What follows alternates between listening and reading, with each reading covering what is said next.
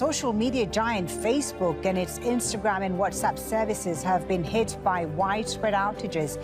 Facebook says it's aware some people are having trouble accessing the platforms, but hasn't said what's behind the problem. Well, let's speak to Ian Sherr about this. He's the editor-at-large at the consumer tech site CNET, and he's joining us from Maryland in the U.S. Very good to have you with us.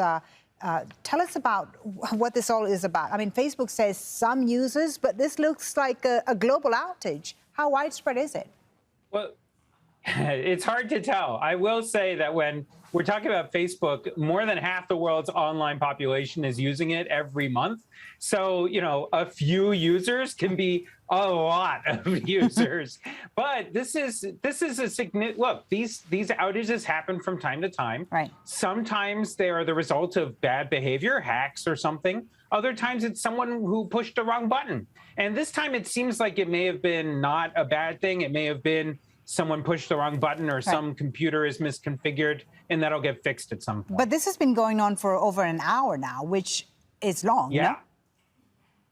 It is long. And look, these things tend to be unusual because Facebook in particular really prides itself on working really well. You know, over the last, I'd say 5-10 years, we've seen Google, Apple, Facebook, Amazon, all of them have been relatively stable. Before that, it was pretty normal for the internet to kind of go in and out and some websites not to work. You can look up the Twitter fail whale if you remember that period of internet history. So, you know, this stuff did happen, but it is unusual more so now. And so, yeah, having it out for an hour is definitely noteworthy.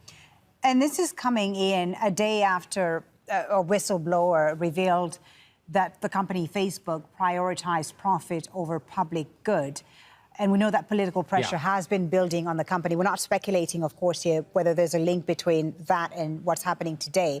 But I'm wondering, you know, with all this bad publicity right now for Facebook and this political pressure, can the company withstand all this bad pressure and bad publicity? What do they have to do to change things around?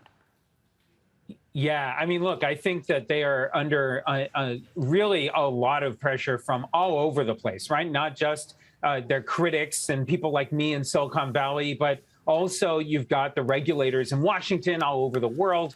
And look, it's very clear that Facebook needs to really reckon with what they have done, both in terms of actually allowing bad behavior to continue happening on their platform and how they haven't been honest and forthright with you and me and everybody else about how bad the situation is. And that is a really big problem. How bad is the situation?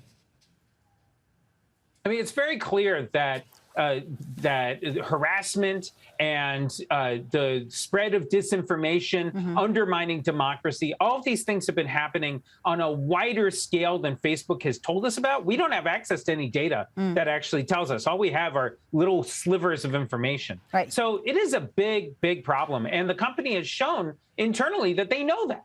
Right. That's what the whistleblower, of course, revealed in reports that we read about yesterday. You know, when you see all this you wonder, of course, if, you know, one company, Facebook, owning multiple major online platforms is a good idea. What can regulators do about this?